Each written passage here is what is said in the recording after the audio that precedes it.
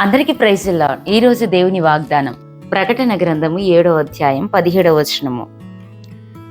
దేవుడే వారి కనుల ఎదుట ప్రతి బాష్ప బిందువును తుడిచివేయును. ప్రియ దేవుని బిడ్డ, ఈ లేఖన భాగాన్ని మనం చూసినట్లయితే దేవుడిక మనకు దూరంగా ఉండకుండా మన దగ్గరగా ఉంటూ మన ప్రతి బాష్ప బిందువును మన కన్నీరు తుడుస్తానని వాగ్దానం చేస్తున్నాడు.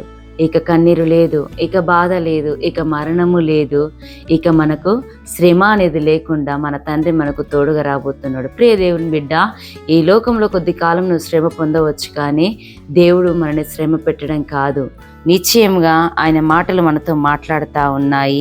ఈ లోకంలో కన్నీళ్ళు ఉండవచ్చు, కానీ ఆయన దగ్గర ఎప్పుడు మనకు సంతోషాన్ని మన తండ్రి కలగజేయబోతున్నారు. ఎంతమంది బిడ్డలైతే ఆయన మీద ఆధారపడి బ్రతుకుతున్నారో వారి ప్రతి సమస్యలను తండ్రి తొలగించడానికి సిద్ధంగా ఉంటున్నాడు.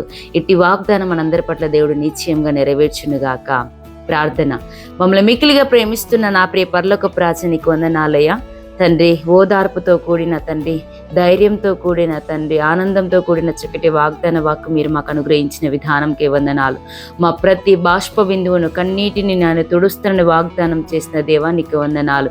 ఎంతమంది బిడ్డలైతే బర్త్డేలు, మ్యారేజ్ డేలు, మంచి కార్యములు తండ్రి, ప్రయాణములు పూనుకుంటున్నారు, వారందరికీ నీ సన్నిధి సహాయం తోడుగుంచి క్షేమముగా నడిపించుమని నజరేయుడైన యేసుక్రీస్తు నామములో వేడుకుంటున్నాం తండ్రి. ఆమేన్.